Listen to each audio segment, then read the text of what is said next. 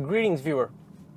This week, I'm driving the plug-in hybrid version of the BMW X3, badged 30e xDrive. It shares the same powertrain as other 30e badged BMWs, only in this instance, it's also hooked up to xDrive all-wheel drive.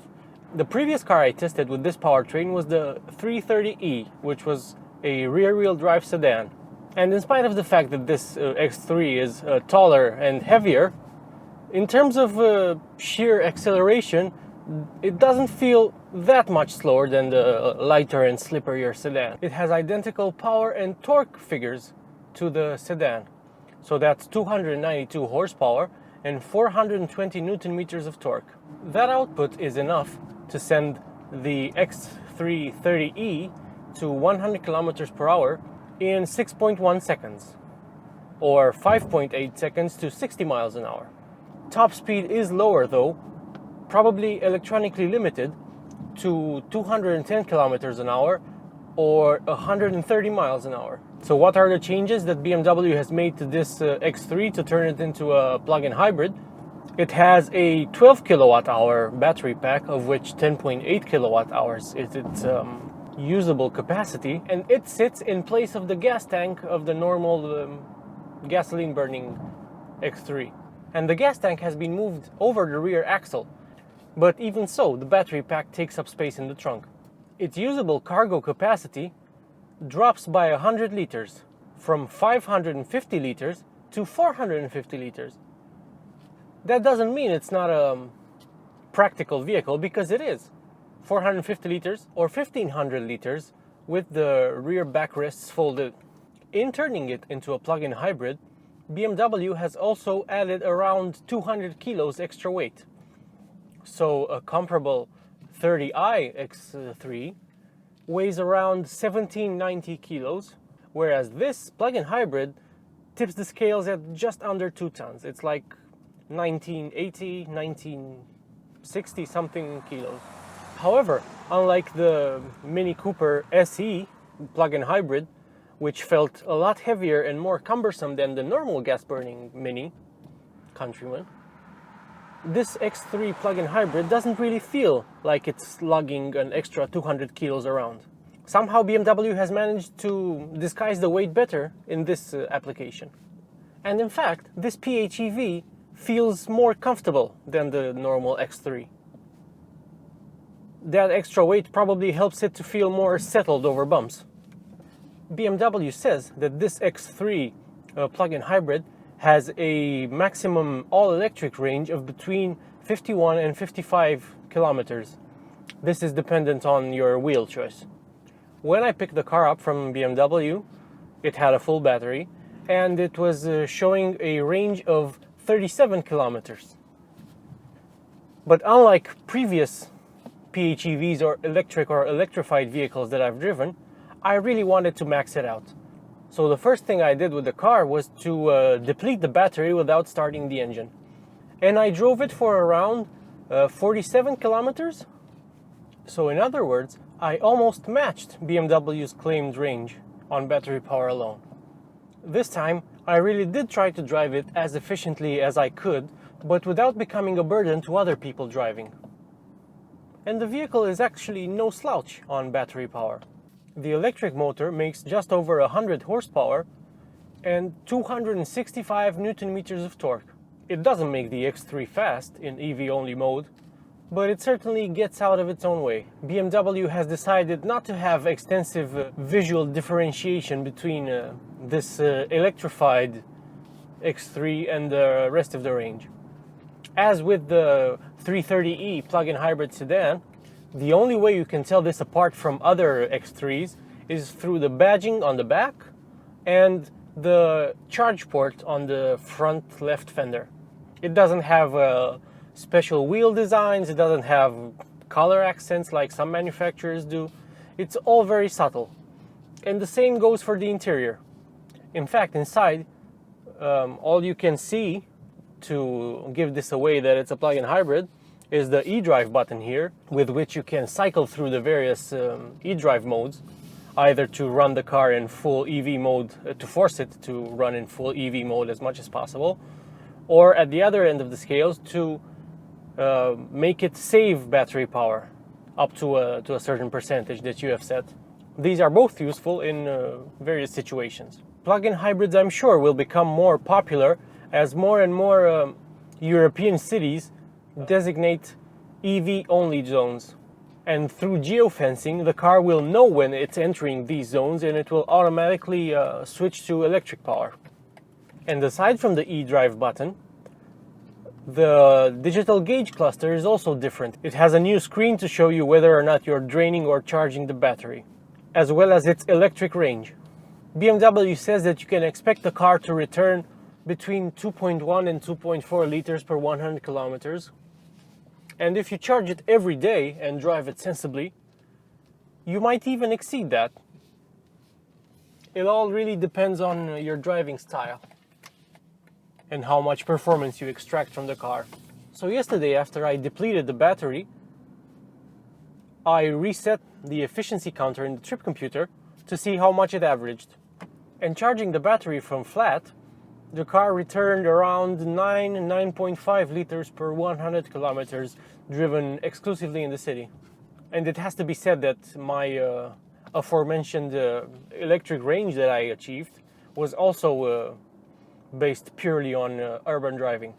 BMW is really treading its own path when it comes to car interiors. You can say they are related to any other car interior designs because the way BMWs look inside is quite unique. The manufacturer has retained parts of its previous interiors and it's updated them to make them look more modern, but you can still see the lineage, and you can see that it's an evolution of a previous design, although it's a big evolution. So if you've been in any modern BMW, the layout and the design will be instantly familiar to you. Although this being an X model, it has a few X's scattered around its interior. One is over the little charging pad and cup holders cover. Another one you can only see when you open the door. It's an X-branded door panel thing. And one you can see when you open the door on the B pillar. My Tester is a luxury line model, so it doesn't have the body-hugging sport seats that I think are great in all BMWs. It doesn't have the sport steering wheel. It has the normal one with a thinner rim that some people really like, but I prefer the thicker rim for my own taste. And this particular luxury line model in the 30e configuration has a starting price of 56,644 euros in Romania with VAT. And this Tester costs 76,277 euros. So if you're wondering where the 20 grand in options went, here's a rundown. The adaptive dampers are 1,000 euros, the heated steering wheel is 256, the Sport Steptronic automatic transmission adds another 200 euros, performance control is 154 euros, variable sport steering 256, comfort access, the keyless entry system, another 615 euros, double glazed front glass 205 euros, tinted rear glass 461 euros, smoker's pack 51 euros, electric front seats with memory function for the driver 1230 euros, adjustable rear backrest is 154 euros, heated front seats are 390 euros, some galvanized look ornaments for some of the buttons and controls 205. The black headlining is 307. The 19-inch double spoke rims are free. The connected drive pack plus is 3,110 euros. The optional speakers, these aren't the top of the range Harman Kardons, it has to be said, cost another 410 euros. The innovation pack adds 2330 euros, and the parking assistant plus adds another 1,076 euros. Extended 5-year warranty is another 522 euros. And this brings the total cost of options with VAT to 19,633 euros. And the total price, 76,277. And that's a lot of money to shell out on what isn't even BMW's largest SUV. Speaking of its SUV-ness, you really won't mistake this for a 3 Series when you're aboard this car. The seating position, even if it's relatively low by SUV standards, is still quite high. You feel like you have a very commanding view of the road.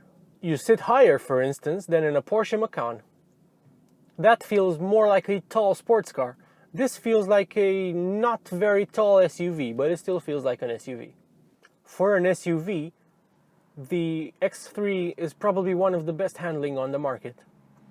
And as I previously said, the fact that it's the PHEV, the 200 kilo heavier PHEV, doesn't really affect it that much through the corners. This car has adaptive dampers, which really minimize roll when you put them in sport. And even in comfort mode, the car doesn't suffer from excessive lean, like its competitor from Mercedes, for instance. If you don't get that with the AMG suspension, but you do get it with the adaptive dampers and you leave them in comfort, it is going to be a bit more wallowy than this. So driving it on the road, in town and out of town, this is more than adequate to face pretty much any situation. It's really quick. It feels quicker than its claimed 6-ish second sprint time, if you put in sport. You can really launch it in quite a spectacular fashion.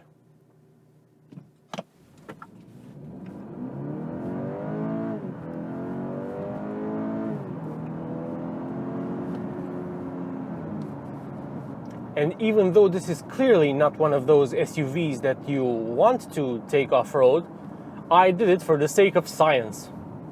And it proved more capable than I was giving it credit for in my head, because I was super cautious not to scratch its underside or anything. So I took it very gingerly, and the car felt like it was taking it in its stride.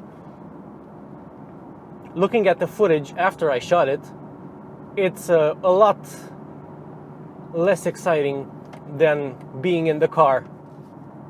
But since it has a decent ground clearance, you can drive it over a field, which is kind of what I did, although it was a small hill around an abandoned manor house. This is definitely a good SUV by class standards. It's probably one of the best, especially if you want to derive at least some enjoyment from driving it quickly. It can hold its own in all environments. And while I don't like SUVs particularly, I can see where the attraction for such a vehicle stems from, especially one that's as multi-talented as this. It's an EV for the city, it's a light off-roader, you can thrash it on a twisty road, it's a luxury car that's really comfortable, it looks good both inside and out, it has a desirable badge on the front. It is my duty as an automotive journalist to inform you that this isn't the vehicle for you if you don't have access to charging. You either need a home charger or access to a public charger in order to make the most of this vehicle. And it's best that you keep it plugged in whenever it's not moving, especially since its maximum charge rate of 3.5 kilowatts means that you still have to leave it for around 3.5 hours to charge it from flat to full. It is worth pointing out though that if you want a battery-powered BMW X3, you should wait around for a few more months until the Bavarian manufacturer launches its iX3, which is a full EV, no internal combustion engine anywhere. It won't be quite as quick as this, with a claimed 0 to 100 kilometers an hour time of around 6.8 seconds. I think it has something like 268 horsepower, but it will have a real world range of over 300 kilometers, probably closer to 4 if you drive it gingerly. And it also has plenty of exterior changes to mark it out as being a fully electric vehicle. It has lots of blue details, it has unique rims that actually improve its aero, or if you don't want an X3 with a battery, But if you do want a BMW EV SUV, then you might want to wait for the production version of the iNext. That has been designed from the ground up as an electric vehicle, and BMW seems to be very proud of it.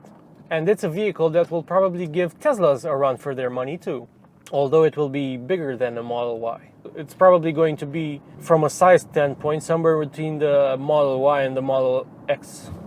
But if you want a PHEV SUV with a premium touch, the X3 30e is definitely a solid choice.